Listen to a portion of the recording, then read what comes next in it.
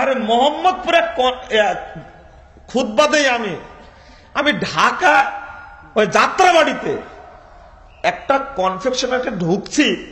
ঢোকার পরে আমি রমাদান মাসে ইফতারির জন্য কিছু নিব, তখন ওই দোকানদার আমাকে বলছেন যে আপনার তো দাড়ি টাড়ি আছে, তো মনে হয় নামাজ টামাজ পড়েন। যে হ্যাঁ নামাজ পড়ি। একটা বই আমাকে হাতে তুলে দিচ্ছেন যে এই বইটা আপনি নিয়ে যান, পড়বেন, যে সালাত পড়েন, যদি ভুল টুল থাকে সংশোধন করে নেবেন। এই বইটা হলো জাল হাদিসের কবলে রাসূলুল্লাহ সাল্লাল্লাহু আলাইহি ওয়াসাল্লাম। তখন আমি বইটা নেওয়ার পরে না সামনে যেতে পারছি না আগাতে পারছি, গাড়ি দাঁড়া আছে রমাদান মাসে। তখন আমি বললাম যে পরিচয় না দিয়েই যাব না কি করব। তো গাড়ির দেরি হচ্ছে, তাই না, গাড়িতে যিনি ছিলেন সাথে উনি বেরিয়ে আসছেন।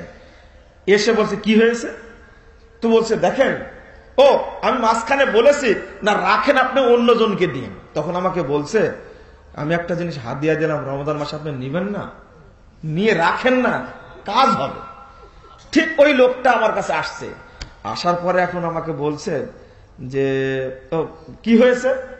তখন ওই লোকটা অভিযোগ দিচ্ছে, দেখেন আমি একটা ইসলামী বই রমজান মাস আমি সাদকা করতেছি, দিচ্ছি পড়ার জন্য, অথচ নিবে না লোকটা।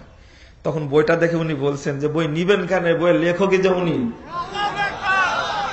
একটা কনফেকশনারি দোকানের কথা বললাম, তিনি রমাদান মাসে, লোকটা কেঁদে ফেলে আমাকে জড়িয়ে ধরে বলছে 100 কপি বিতরণ করার ইচ্ছা করেছি, 10 কপি আছে, 90 কপি চলে গেছে। এর নাম হলো আন্নাকুলা বিল হক আইনা কুন্না।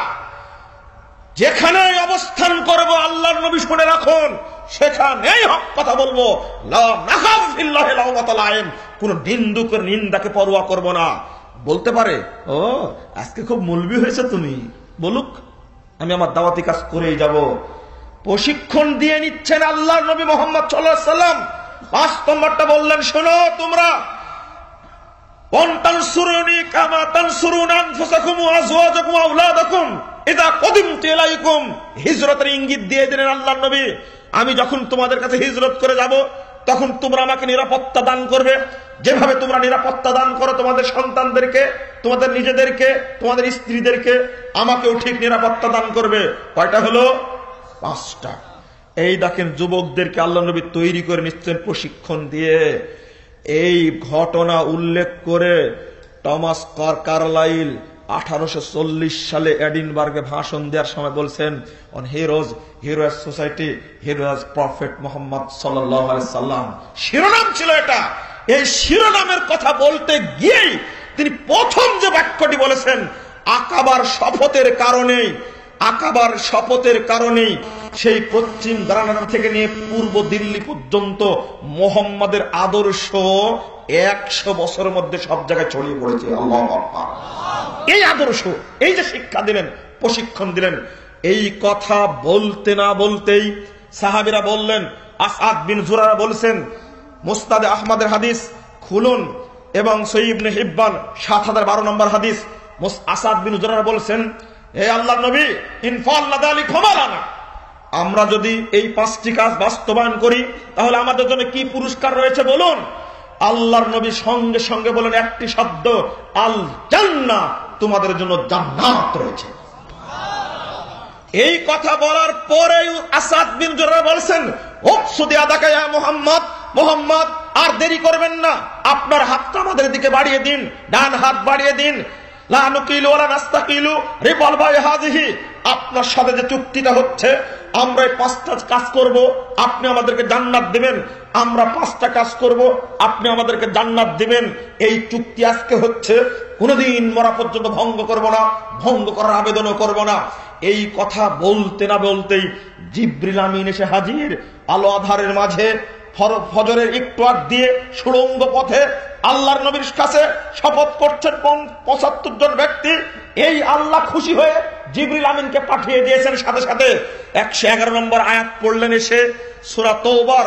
আল্লাহ সুসংবাদ জানিয়ে দিয়েছেন, হে মুহাম্মদ তাদেরকে সুসংবাদ জানিয়ে দিন, ইন্নাল্লাহা আশতারা মিনাল মুমিনিনা আনফুসাহুম ওয়া আমওয়ালাহুম বিআন্না লাহুমুল জান্নাহ। আল্লাহ রাব্বুল আলামিন মুমিনদের জান এবং মালকে ক্রয় করে নিয়েছেন জান্নাতের বিনিময়ে। এই হলো আকাবার শপথের ঘটনা। তরুণদেরকে আল্লাহর নবী এভাবে তৈরি করলেন। এরপরে আল্লাহ রাসূল পাঠালেন মদিনার প্রশিক্ষণ দেওয়ার জন্য একজন সাহাবীকে। সেই সাহাবীর নাম ছিল মুসআব বিন উমাইর। মনে থাকবে? মুসআবের পরিচয় জানেন? ওই তরুণ ছেলে, তোমার ঢং দেখে তো মনে হয় তোমার মতো ধনী লোকের ছেলে আর পৃথিবীতে নাই। মোটরসাইকেলে চড়েছে তো এইভাবে ঘুরে একবার এই দিকে যায়, দেখেন না চোখে? ওর মাথার চুলগুলো এত সুন্দর, শার্টটা এত দামি, দেখতে আশ্চর্য। একটা শার্ট কয়দিন পরো তুমি? একটা শার্ট কয়দিন পরো? যে না, অত বড় ধনীর দুলার এখনো হননি। একটা শার্ট তুমি 1 বছরও পরো, 6 মাসও পরো, 1 মাস পরো। আমি যে তরুণের কথা বলছি, এই তরুণের নাম হলো মুসআব বিন উমাইর। তিনি একটা পোশাক জীবনে মাত্র 3 দিন পরতেন। এত ধনাঢ্য পরিবারের সন্তান একজনই। আল্লাহ নবী কাবা ঘরের সাথে ঠেস দিয়েছেন এভাবে, দিয়ে গুনগুন করে কোরআন তেলাওয়াত করছেন। গিয়ে বলছেন, চাচা কি পড়ছেন? মুসআব গিয়ে বলছেন, কি পড়ছেন? এটাই হলো কোরআন, আল্লাহ আমার উপরে নাজিল করেছেন, তো আমিও পড়বো। আচ্ছা ঠিক আছে, তাহলে তো কোরআন পড়া যাবে না ইসলাম না গ্রহণ করলে। কি বলতে হবে বলেন? বলতে হবে আশহাদু আল্লা ইলাহা ইল্লাল্লাহ ওয়া আশহাদু আন্না মুহাম্মাদান আবদুহু ওয়া রাসূলুহু। আমি রেডি চাচা, বলে না। মুসআব বাচ্চা ছেলে, তরুণ ছেলে, আমি রেডি চাচা। এই যে ইসলাম গ্রহণ করলেন গোত্রের একজন ব্যক্তি মুসআব বিন উমাইর, এই কথা শোনার পরে তার মা খাওয়া দাওয়া বন্ধ করে দিয়েছে, ডেকে পাঠিয়েছে, বাড়ি থেকে বহিষ্কার করে দিয়েছে। 7 দিন পরে ডেকে পাঠিয়েছে, বলছে এসে দেখো মুসআব, তোমাকে খুব কষ্ট করে মানুষ করেছে, খুব আদরের সন্তান তুমি ইসলাম গ্রহণ করার কারণে আমি 7 দিন যাবত কোনো পানি খাইনি, কোনো খাবার দাবার করিনি, আমি মরমার অবস্থা, তুমি মুহাম্মাদের দিন ত্যাগ করো। এই কথা বলতে না বলতেই মুসআব রাদিয়াল্লাহু আনহু বলেছেন, ওয়াইন খরাজাত নাফসুকা আলফামিয়া মাররা, ও আম্মা, তোমার আত্মা যদি এইভাবে মরতে মরতে 1000 বার মরো তুমি, লা আরজি মিন দ্বীনে মুহাম্মদ সাল্লাল্লাহু আলাইহি ওয়াসাল্লাম, আমি মুহাম্মাদের দিন ত্যাগ করতে পারবো না। এই দেখো যৌবনকাল কাকে বলে? আল্লাহর নবী পাঠালেন মুসআব বিন উমাইরকে। ইসলামের প্রথম রাষ্ট্রদূতের নাম হলো মুসআব বিন উমাইর। তিনি গেলেন, একাই পুরো মদিনাতে দাওয়াতি কাজ করলেন, এমন ভাবে কাজ করলেন। ঐতিহাসিক ব্যক্তি জীবন লিখতে গিয়ে বলছেন, ইন্নাহু দাঈউল মুজাহিদ ইউজাহিদু ওয়াহদাহু ওয়া ইয়াসবিরু ওয়াহদাহু ওয়া হিনা কানাত জুরুফ দাওয়াতুল মুস্তালজাম। তিনি বলছেন, তিনি একাই সংগ্রাম করতেন, একাই দাওয়াত দিতেন, একাই বিপদে ধৈর্য ধারণ করতেন। 1 বছরে গোটা মদিনাতে জাগরণ সৃষ্টি করে ফেলেছেন। পরের বছরই আল্লাহর নবী হিজরত করে সেখানে চলে গেলেন। আল্লাহু আকবার। বদরের যুদ্ধের দিনে ডাকলেন মুসআবকে, মুসআব এইদিকে আসো, তোমারই আজকে হক, আজকে এই আনসারীদের পক্ষ থেকে পতাকা তুমি ধরবে। বদরের যুদ্ধ শেষ, উহুদের যুদ্ধের দিনে আল্লাহর নবী ডাকলেন, হে মুসআব তুমি এদিকে এগিয়ে আসো। উহুদের যুদ্ধের দিনে আবার পতাকা হাতে তুলে দিলেন মুসআব বিন উমাইরের। কত সম্মানী ব্যক্তি, গায়ে কোনো পোশাক নাই, দরিদ্র মানুষের মতো দেখছেন, বীর বিক্রম যুদ্ধ করছিলেন, পতাকা ধরে রাখছিলেন, কিন্তু ডান হাত কাটা পড়লে বাম হাতে পতাকা ধরলেন, বাম হাত কেটে গেল। চেষ্টা করলেন মুখ এবং বাহু দ্বারা পতাকা ধরে রাখার, ঠিক চেষ্টা করতে গিয়ে পিছন থেকে গিয়ে তার গলাটাকে আঘাত করে দেহ থেকে মাথাটা বিচ্ছিন্ন করে দিল এক কাফের। তিনি মৃত্যুবরণ করলেন। আল্লাহর নবী মুহাম্মদ সাল্লাল্লাহু আলাইহি সাল্লাম তিনিও ক্ষতিগ্রস্ত। সাদ বিন আবি ওয়াক্কাস একজন তারুণ্যময় যুবক। তারুণ্য কাকে বলে? তিনি আল্লাহর নবীকে রক্ষা করবেন বলে আল্লাহর নবীর দাঁতে তীর লেগে দাঁত ভেঙে গেছে, তার গায়ে যদি শরীরে যেন কোনো তীর না লাগে, এই জন্য তিনি রাসূলকে নিরাপত্তা দিচ্ছেন। এক পর্যায়ে আল্লাহর নবী একটা গর্তের মধ্যে মাথা দিয়ে দিলেন। সাদ বিন আবি ওয়াক্কাস তাকে বাঁচানোর জন্য তিনি একবারে দাঁড়িয়ে গেলেন। একটা নয়, দুইটা নয়, 81টা তীর তার শরীরে লেগেছে। আল্লাহর নবীর গায়ে তীর লাগতে দেননি। এটা হলো তরুণের ত্যাগ, তারুণ্যের ত্যাগ। আবু বকর এবং উমর রাদিয়াল্লাহু আনহু দুইজন ধরে আল্লাহর নবীকে নিয়ে যাচ্ছেন। দুইজন ধরে আল্লাহর নবীকে নিয়ে যাচ্ছেন উহুদ পাহাড়ের উপরের দিকে। উহুদ পাহাড়ের দেখছে, কাফেররা দেখতে পাচ্ছে এই রাস্তা দিকে আল্লাহর নবীকে নিয়ে যাচ্ছে। মুসাব বিন উমাইর এত সুন্দর ছিলেন দেখতে, মুসাব বিন উমাইর এত সুন্দর ছিলেন দেখতে, রাসূলের চেহারার সাথে তার চেহারা মিল ছিল। যখন মুসাব রাদিয়াল্লাহু আনহু মারা গেছেন তখনই কাফেররা ঘোষণা করলো যুদ্ধ শেষ, আল্লাহর নবীকে মেরে ফেলে দিয়েছি। বুঝতে পারেননি? চেহারা সাদৃশ্য ছিল। আল্লাহর নবীকে নিয়ে গেছেন, এখন রাস্তা যেন না চিনতে পারে। উহুদ পাহাড় করছে কি জানেন? দেখেন যেন মানুষ উহুদ পাহাড়, উহুদ পাহাড়টা এইভাবে ঘুরে এদিক চলে গেছে।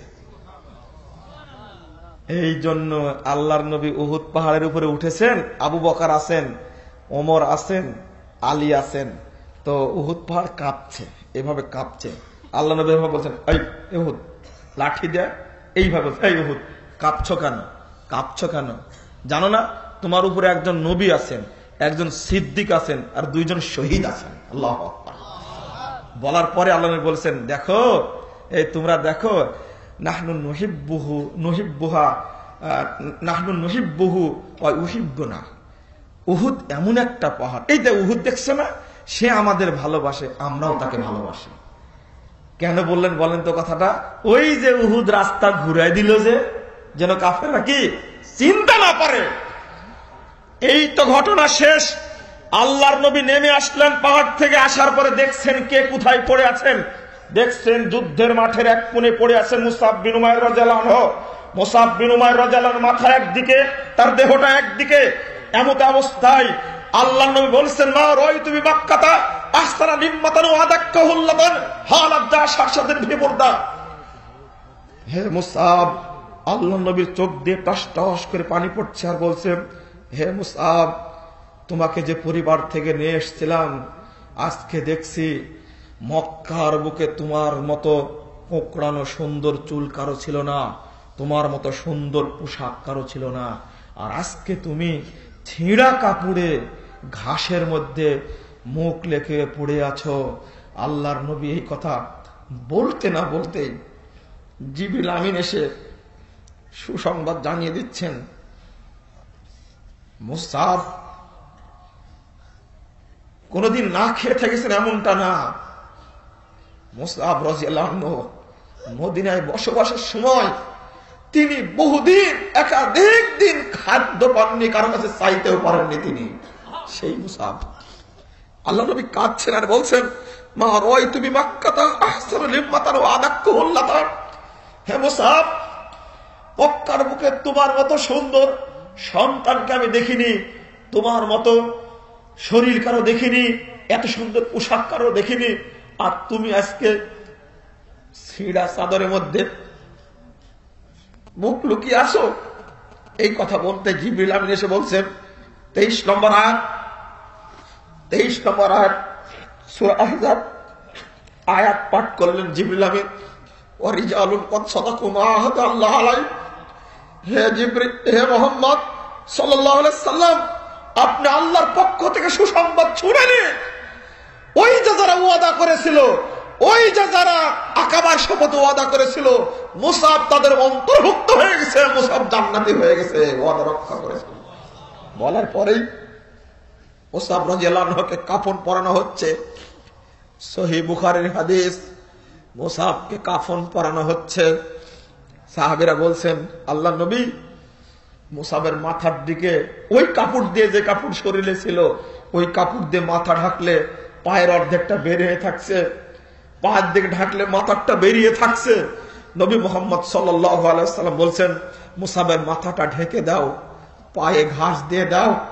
আল্লাহ নবী বললেন, তোমাকে যে পরিবার থেকে নিয়ে এসেছিলাম, এই পরিবার ছিল ধনাঢ্য পরিবার, বিদায়ের সময় তোমাকে একটা কাপড় উপহার দিতে পারলাম না। এটা হলো তরুণের ত্যাগ, এটা হলো তরুণের ত্যাগ। এমনিতেই মুহাম্মদের আদর্শ পৃথিবীতে বিস্তার লাভ করেনি। একজন নবী, কাফাতাল লিন্নাস, গোটা পৃথিবীর নবী তিনি মুহাম্মদ সাল্লাল্লাহু আলাইহি ওয়াসাল্লাম।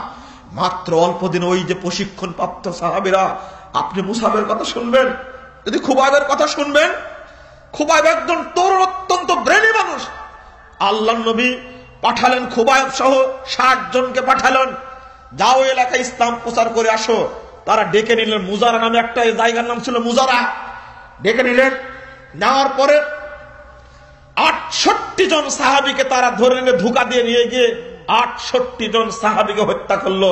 চোখ তুলে নিল, কান কেটে নিল, টুকরো টুকরো করলো। একজন পালিয়ে এসে আল্লাহ নবীকে সংবাদ দিলেন, আল্লাহ নবী 8 জনকে মেরে ফেলে দিয়েছে, 68 জনকে মেরে ফেলে দিয়েছে। আর খুবাইবকে ধরে রেখেছে। খুবাইব রাদিয়াল্লাহু আনহুকে একজন সাহাবী এত সুন্দর কোরআন তেলাওয়াত করতে জানতেন, আল্লাহ নবী মাঝে মাঝে বলতেন, খুবাইব তুমি একটু কোরআন তেলাওয়াত করো, তুমি একটু কোরআন তেলাওয়াত করো, তোমার তেলাওয়াত শুনলে আমার অন্তরটা ঠান্ডা হয়ে যায়। কোরআন শিক্ষা দেওয়ার জন্য পাঠিয়েছিলেন। মুজারার লোকেরা প্রতারণা করেছে, 68 জনকে শুধু জবাই করেনি, তাদেরকে টুকরো টুকরো করে হত্যা করেছে, কান কেটে নিয়েছে, নাক তুলে নিয়েছে। ইহুদি খ্রিস্টানরা মুসলমানদের আজীবনের শত্রু, এরা কোনদিন মুসলমানদের ঠাঁই দেয়নি। ইহুদিরা খ্রিস্টানরাই প্রতারণা করলো। খুবাইবকে বেঁধে রেখে আসছে একেবারে মাঠের মাঝে, কেউ যেন লোক না যেতে পারে, ও যেন না খেয়ে মারা যায়। অনেকদিন পরে গিয়ে দেখলো খুবাইব রাদিয়াল্লাহু আনহু, দেখলো খুবাইব রাদিয়াল্লাহু আনহু দেখতে গেল যে কেমন আছে, দেখলাম মরে গেছে। যাওয়ার পরে দেখছেন খুবাইব রাদিয়াল্লাহু আনহু ঘরের মধ্যে গুনগুন করে মধুর সুরে কোরআন তেলাওয়াত করছেন। ঘরে জিজ্ঞেস করলেন, কি ব্যাপার খুবাইব, তোমার ঘরের পিছন দিকে সমস্ত ফলের খোসা কোথায় থেকে পেলে? এই ফল তো এই এলাকায় হয় না, অমৌসুমী ফলের চোষা। খুবাইব বললেন, হাযা মিন ইনদি রাব্বি, এটা আমার রবের পক্ষ থেকে এসেছে। খুবাইবের চেহারা ভালো হয়েছে। খুবাইবকে বের করে নিয়ে যাওয়া হলো, একে আর বেঁচে রাখা যাবে না। খুবাইব রাদিয়াল্লাহু আনহুকে বলল, সহিহ বুখারী খুলুন, 569 পৃষ্ঠা 2য় খণ্ড। খুবাইব রাদিয়াল্লাহু আনহুকে এবার ফাঁসিতে ঝুলানো হবে। খুবাইব রাদিয়াল্লাহু আনহুকে ফাঁসিতে ঝুলানো হওয়ার আগেই বললেন, খুবাইব তুমি খুব বুদ্ধিমান গোত্র নেতা, তোমাকে আমরা মারতে চাইনি, মুহাম্মদের দিন ত্যাগ করো, তোমাকে ছেড়ে দেব। খুবাইব রাদিয়াল্লাহু আনহু চিৎকার করে বলছেন, লাস্তু ওয়ালিহিনা উক্তালু মুসলিমান আলা আইয়া জামিন কানা ফিল্লাহি ওয়াসরাই ওয়া যালিকা ফিদাতিল ইলাইয়াশা ইবারিক ফি আনফুসিল কুল মুসলিমিন ওয়াসাই। তিনি বললেন, শোনো, যখন একজন মুসলিম হিসাবে আমাকে হত্যা করা হয় তখন আমি এটাকে পরোয়া করি না। মনে রেখো, আমার উপরে যত অত্যাচার করা হবে সবই হবে আল্লাহর উদ্দেশ্যে। আমি জানি তোমরা আমাকে হত্যার পরে আমার সাথী ভাইদের মতো আমারও নাক তুলে নিবে, চোখ তুলে নিবে, হাত কেটে নিবে, টুকরো টুকরো করবে। তবে মনে রাখো, আমি খুবই বিশ্বাস করি কাল কিয়ামতের মাঠে ইউবারিক ফি আওসালি ফি কুল্লি শিলবিন মুওয়াজ্জাই, মহান আল্লাহ কাল কিয়ামতের মাঠে আমার অঙ্গ থেকে টুকরো টুকরো করা প্রত্যেকটি টুকরার পৃথক পৃথক বরকত দান করবে। কি প্রেরণার ভিতরে ছিল, কি মেজাজ ছিল তার ভিতরে। তবে আমাকে 2 রাকাত সালাত আদায় করতে দাও।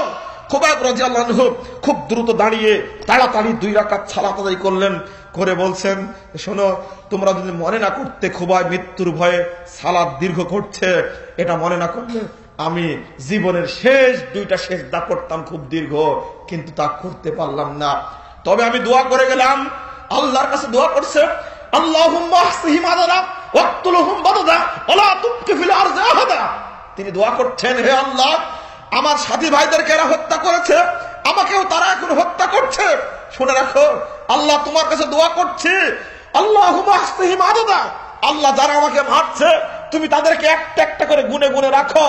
ওয়াকতুলহুম বাদাদা, তুমি তাদেরকে একবারে ধ্বংস করে দিও। ওয়ালা তুবকি ফিল আরদি আহাদা, পৃথিবীতে যেন তাদের একটা আন্ডা বাচ্চা টিকতে না পারে। আমি সহ্য করতে পারিনি, আমাকেও মেরে ফেলা হচ্ছে, আমার সাথী ভাইদেরকেও মেরেছে। ওই মুজারা গোত্রের উপরে দিয়ে পাখি পর্যন্ত উড়ে যায় না, সেখানে কোনো জীবজন্তু টিকতে পারে না। বদ দোয়ার কারণে মুজারা গোত্র শেষ হয়ে গেছে।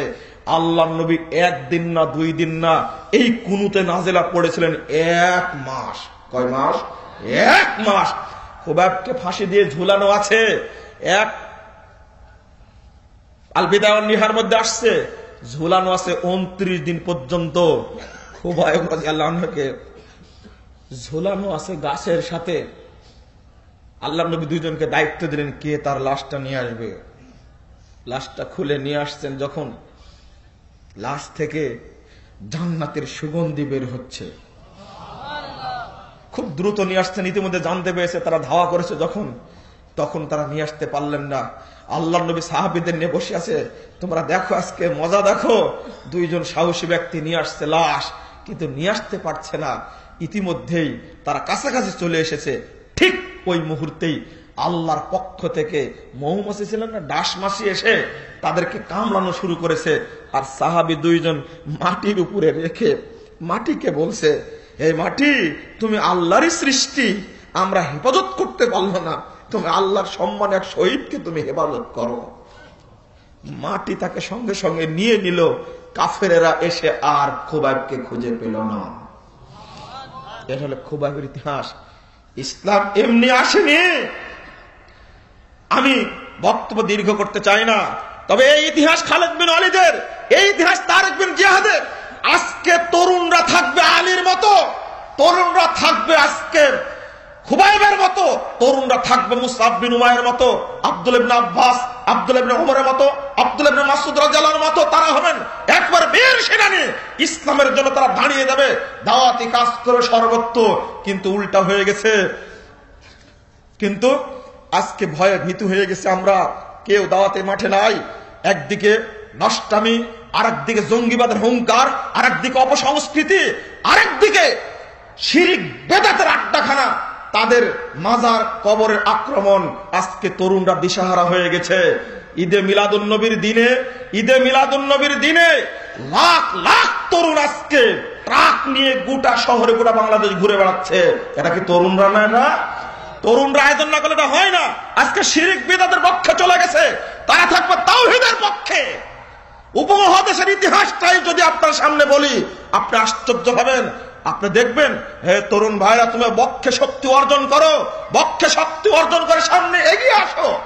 ডক্টর ইকবাল যখন ক্লাস 6 এর ছাত্র, তখন পত্র লিখেছেন, সারা জাহাঁ সে अच्छी है हिंदुस्तान हमारा, हम मुस्लिम है, हम बुलबुल है गुलिस्तान हमारा। তিনি পত্র লিখছে, কবিতা লিখছেন, গোটা উপমহাদেশটা আমাদের ফুলের বাগান, আর এই ফুলের বাগানের বুলবুল হলাম আমরা। তাই গোটা পৃথিবীর মধ্যে শ্রেষ্ঠ জায়গা হলো হিন্দুস্তান। যখন লাহোর কলেজে পড়াশোনা করেন, তখন লাহোর কলেজে যখন পড়াশোনা করেন, তখন আল্লামা ইকবাল বলছেন, আমি যে কবিতা লিখেছি এটা ঠিক নয়, বরং কবিতা হলো এটা, चीन और अरब हमारा, हिंदुस्तान हमारा, मुस्लिम है हम, वतन है सारा जहां हमारा। তিনি বলছেন, আরব শাসন করেছে, চীন শাসন করেছে, হিন্দুস্তান শাসন করেছে, গোটা পৃথিবী মুসলমানরা শাসন করেছে। শুধু মহাদেশ না, গোটা পৃথিবীর মালিক হলো মুসলমানরা। দেখছেন, এই কথা বলেই তিনি হুঙ্কার ছেলে বলছেন, শোনো, যদি ইংরেজদেরকে দমন করতে তোমরা চাও, শুনে রাখো পরামর্শ, बताने शुआब कबाइल को तोड़ो, रसूम सुन के खून के सलासिल को तोड़ो, यही दीन मुहकाम, यही फतेह बाब, के दुनिया में तौहीद হবে হিজাব। তোমাদের মধ্যে যত তরিকার বিভক্তি আছে, দলাদলি আছে, সবগুলোকে ভেঙে চুরমার করে দাও। যত রকমের রসম রেওয়াজ আছে, মিলাদ, কিয়াম, শবে বরাত ইত্যাদি নিয়ে তোমাদের ইখতিলাফ রয়েছে, সবগুলো চূর্ণ বিচূর্ণ করে দাও। এই দিনে মুহকাম, এখানে রয়েছে দিনের নির্দেশ, এই ফতেহ বাব, এখানে রয়েছে বিজয়ের দরজা, কে দুনিয়া মে তাওহীদ হবে এটা। তখনই দেখবে গোটা পৃথিবীতে আসমানের নিচে তাওহীদের পতাকা পথ পথ করে উঠতে শুরু করেছে। এমনি বিজয় আসেনি, এমনি বিজয় আসেনি, রেনেসার কারণে এসেছে। ওইদিকে পাকিস্তানের জাতীয় কবি, স্বাধীনতার কবি, একই দিকে বাংলাদেশের স্বাধীনতার কবি, বিদ্রোহী কবি, মুসলিম চেতনার কবি কাজী নজরুল বলছেন, দুর্গমগিরি কান্তার মরু দস্তুর পারাপার, লঙ্ঘিত হবে রাত্রি নিশীথে যাত্রীরা হুঁশিয়ার, দুলিতেছে তরি, ফুলিতেছে দল, ভুলিতেছে মাঝি পথ, কে আসো জোয়ান হও আগুয়ান, হাকিছে ভবিষ্যৎ, এ তুফান ভারী, দিতে হবে পাড়ি, নিতে হবে তরিমা। এমনি স্বাধীনতা আসছে, এমনি স্বাধীনতা আসেনি, ত্যাগের বিনিময়ে আসছে। কিন্তু মুসলিম তরুণরা আজকে বিড়াল সেজেছে। সিংহের বাচ্চা যে বিড়াল হয় এটা জানা ছিল না। তোমাদের ইতিহাস জানার দরকার, যারা তোমরা ছাত্র তাদের ইতিহাস জানার দরকার। যে উপমহাদেশে ব্রিটিশ বিরোধী আন্দোলন আহলে হাদিসরাই করেছে, তরুণরাই করেছে, ভাষা আন্দোলন আহলে হাদিস উলামায়ে কেরাম করেছে। আর আজকে বাংলাদেশের এক শ্রেণীর কুলাঙ্গার আহলে হাদিসদেরকে বিতর্কিত করার জন্য জঙ্গিবাদের অভিযোগ দিচ্ছে। তোমরা যদি সচেতন না হও, তোমাদের বাপ দাদারা ব্রিটিশদের বিরুদ্ধে সংগ্রাম করে এই দেশকে স্বাধীন করেছে, কিন্তু ব্রিটিশদের আইন আজও থেকে গেছে। তোমরা যদি আবার জাগবে, ব্রিটিশ আইন বাতিল হয়ে আল্লাহ প্রদত্ত তাওহীদ বাংলাদেশ প্রতিষ্ঠা লাভ করবে ইনশাআল্লাহ, কোনো সন্দেহ নয়। দরকার বার ঐক্য, ঐক্য। তরুণরা যদি ঐক্যবদ্ধ হয়, ইনশাআল্লাহ বাংলাদেশে আহলে হাদিস ভাইরা ঐক্যবদ্ধ হবেই ইনশাআল্লাহ হবে, এতে কোনো সন্দেহ নাই।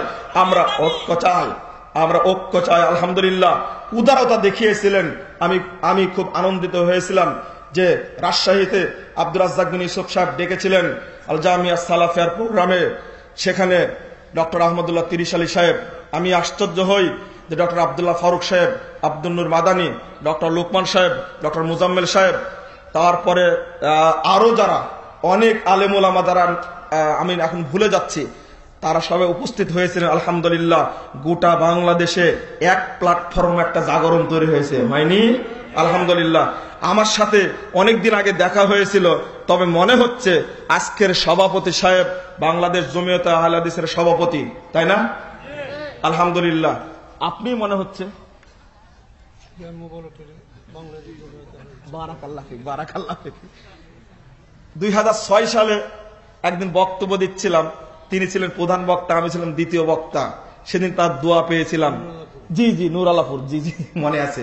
তো উনি আমার পিঠে হাত দিয়ে, বক্তব্য শোনার পরে পিঠে হাত দিয়ে দোয়া দিয়েছিলেন। আমি আসলে আলেমদের দোয়ার ভিখারি আর আল্লাহর রহমতের ভিখারি। তিনি সেদিন আমাকে খুব সাহস দিয়েছিলেন, আমি আমার পরিচয় দিয়েছিলাম। দেখেন, নারায়ণগঞ্জ নরসিংদীর মানুষই পারে ঐক্যবদ্ধ একটা প্ল্যাটফর্ম গঠন করতে ইনশাআল্লাহ।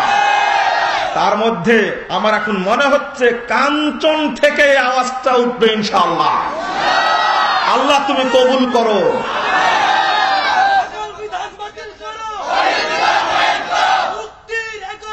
জাযাকুমুল্লাহ খায়রান, বারাকাল্লাহু ফিক, জাযাকুমুল্লাহ খায়রান, বারাকাল্লাহু ফিকুম। আমি এখন বলতে চাচ্ছি আপনাদেরকে, আপনারা তরুণ সমাজকে হক পথে টিকিয়ে রাখুন এবং তরুণদেরকে হক জায়গায় পরিচালিত করুন। আপত্তি আছে? যদি আমরা ঐক্যবদ্ধ হতে পারতাম। দেখেন, আমার একটা যুক্তি, আমি বুঝি কম না, আমার যুক্তিটা ভুল। দুবাইয়ে গিয়ে একসঙ্গে আমরা আলোচনা করতে পারি, বাংলাদেশে যে পারা যায় না? অবশ্যই পারা যায়, তাই না? দেখেন, শহীদুল্লাহ খান মাদানী হাফিজাহুল্লাহ তাআলা, তিনি হলেন জমিয়তে আহলে হাদিসের বর্তমান সেক্রেটারি, আল্লাহ তাকে হেফাজত করুন। আমি মুজাফফর বিন মুহসিন খাকসার অশিক্ষিত মানুষ, দুবাই একসঙ্গে এক রুমে ছিলাম। একদিকে ডক্টর মুসলিউদ্দিন, আর একদিকে ডক্টর আহমদুল্লাহ তিরিশ আলী, আর একদিকে আব্দুর রাজ্জাক বিন ইউসুফ, আর একদিকে মুজাফফর বিন মুহসিন, মাঝখানে পরিচালন ডক্টর লোকমান। দেখেননি? টিভিতে দেখেননি? এই বক্তব্যে হাজারো লাখো মানুষ হেদায়েত পেয়েছে আলহামদুলিল্লাহ। কেন, এক মঞ্চে বসে যদি আমরা এক বাক্যে যদি আওয়াজ ছড়ি, আমরা সবচেয়ে শক্তিশালী জাতি বাংলাদেশে, শক্তিশালী কাফেলা, একই আকীদা যারা, তাদের নাম হলো আহলুল হাদিস। সব দলের মধ্যে বিভক্তি আছে, এক পীর আর এক পীরকে শয়তান বলে বলে একজন আরেকজনের সাথে ঠেলাঠেলি করে। আহলে হাদিসরা এমন একটা জনশক্তি যারা এক আকীদায়, এক আমলে বিশ্বাসী, তাদের মধ্যে কোনো বিভক্তি নেই। শুধু এক মঞ্চে উপস্থিত থাকতে হবে, গোটা দেশ বিজয় হয়ে যাবে ইনশাআল্লাহ।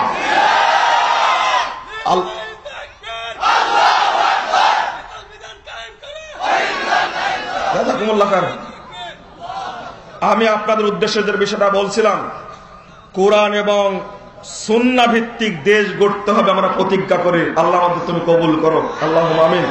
আপনাদের অনেক কষ্ট দিয়েছি, আর কষ্ট দিতে চাই না। এই প্রেক্ষাপটে এসে আমি কর্তৃপক্ষকে আন্তরিক মোবারকবাদ জানাচ্ছি। তারা এই প্রোগ্রামের আয়োজন করেছে, আল্লাহ তাদেরকে কবুল করুন, আল্লাহুম্মা আমিন। বসেন বসেন বসেন বসেন বসেন বসেন বসেন বসেন বসেন। ওনার বক্তৃতা উনি বক্তৃতা করেছেন, আমি সভাপতি। উনি যে কথা বলেছেন, আমি আপনাদের সামনে কিছু কথা বলবো। আলহামদুলিল্লাহ, আলহামদুলিল্লাহ, আলহামদুলিল্লাহ। বসেন